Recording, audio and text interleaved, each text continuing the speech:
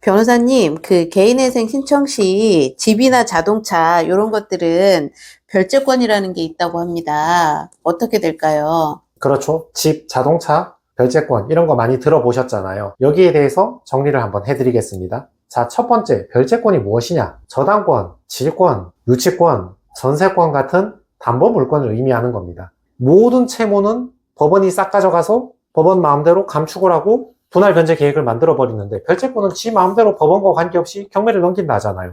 도대체 이 별채권은 무엇이길래 회생의 구속을 받지 않고 자기 마음대로 하는가?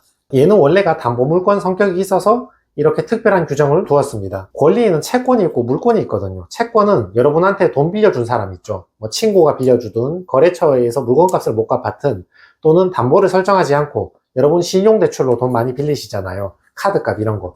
이런 것들이 채권이야. 누가 먼저 빌려줬든지 관계없습니다. 모두가 동순입니다. 동순이. 혹시 여러분 재산이 있어서 변제를 해줘야 된다면 모두가 채권 금액에 안분 비례해서 쉽게 말하면 N빵을 받는 것이지, 누구 하나 우선권을 주장할 수는 없는 거죠. 그러니까 여러분이 가족이나 친구 채무를 먼저 변제해주면 그게 편파 변제가 된다는 거예요. 모든 채권자는 동순위인데, 똑같은 순위인데 왜 그 사람만 먼저 줬냐, 그 말인 거죠. 근데 별채권이라 불리는 유치권, 질권, 저당권, 전세권은 무엇인가? 얘들은 물권이거든요. 물권은 다른 권리에 대해서 배타적 효력이 있고 자기가 먼저 변제받을 우선 변제권이 있거든요. 여러분 집 살 때 저당권 등기하고 돈 빌려서 집 사잖아요. 못 갚으면 저당권 은행이 경매에 넘겨버리면 그 은행이 제일 먼저 받게 되죠. 그리고 걔들은 순서가 있어요. 무조건 안본 배당이 아니고 저당 등기 제일 먼저 한 사람이 1번으로 다 받아가고, 남는 게 있으면 2번 저당권자 받아가고, 남는 게 있으면 3번 전세권자가 받아가고, 등기에 기입된 순서대로 가져간다고요. 물권은 채권보다 우선순위가 있고 그 물권 사이에서도 먼저 설정한 사람이 우선인 거죠. 질권은 저당권하고 유사한데 목적물이 부동산이 아니라 채권이죠. 예를 들면 여러분 전셋집 있잖아요. 여러분은 만기가 되면 집주인한테 전세금 3억을 돌려받을 권리가 있잖아요. 그 전세금을 돌려받을 그 채권을, 요 놈을 담보로 은행이 돈을 빌려준 거예요. 전세 자금하라고. 이런 경우에 질권이 되는 거죠. 대신 전세금 반환 채권은 등기부라는 게 없잖아요. 그러니까 채권 양도 방식으로 집주인이 돈 빌려준 은행에 바로 변제한다는 식으로 채권 양도 방식으로 등기부에 가름하는 거죠. 그래서 질권도 물권이고 별채권이 되는 것입니다. 자, 두 번째는 채무자 회생법에 따르면 별채권의 행사는 개인회생 절차에 의하지 않습니다. 일반 채권은 개인회생 절차로 다 빨려 들어오잖아요. 법원에서 분할하라면 분할해야 되고 탕감하라면 탕감해야 되잖아요.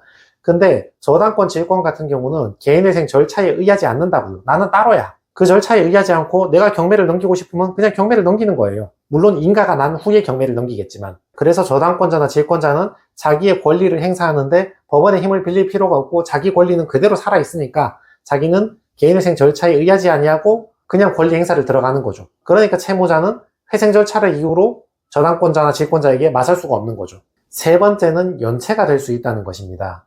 연체가 되는 이유는 뭐 여러 가지가 있겠지만, 금융회사 입장에서는 부동산 경매를 넘기기 위해서 이자를 준다 해도 그 계좌로 받지 않고 연체를 만든 다음에 개인회생 재판 인가가 나면 경매를 넘기는 이유도 있고, 또 한편으로는 금지 명령에 따르면 변제를 요구하거나 받는 행위가 금지가 되니까 이자를 더 이상 받지 못하고 자동으로 개인회생 인가가 나면 경매를 넘기기도 하거든요. 물론 연체해서 경매를 넘기는 별채권의 행사는 회생 절차에 의하지 않고 담보채권자 마음이니까, 예를 들어서 자동차 같은 경우는 이자를 준다 하면 그냥 연체를 안 시키고 자기가 수취를 해서 경매를 안 넘긴다, 우리끼리 협의가 된다, 이런 경우도 많이 있고, 이금융권이나 캐피탈이나 대부업체나 새마을금고, 신협, 수협 같은 경우는 심지어는 아파트나 빌라에 대한 저당권인데도 이자를 준다 하면 그냥 이자를 받고 경매를 넘기지 않고 넘어가는 경우도 있죠. 그렇지만 연체에 빠지는 경우가 많이 있다. 금융기관이 더 이상 이자를 수취하지 않고 연체에 빠뜨리는 경우도 많이 있다. 이걸 염두에 두셔야 됩니다. 이 설명을 드리는 이유는 채무자들이 오셔가지고 내 아파트에 담보대출이 있는데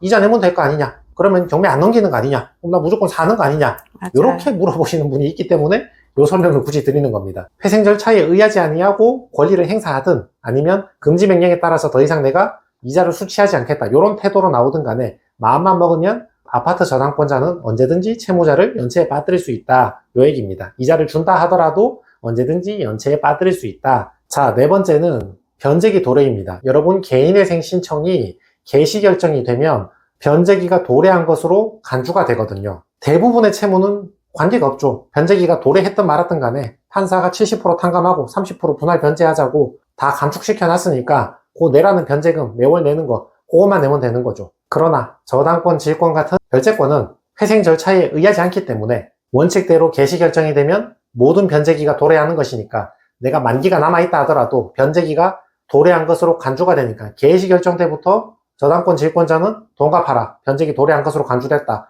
이런 주장을 할 수 있는 것이고, 여러분이 그 채무를 변제하지 못하면 저당권자는 경매를 넘길 수 있는 거죠. 그래서 개인회생이 인가 결정이 나면 그때부터 경매가 넘어가는 경우가 자주 있는 것입니다.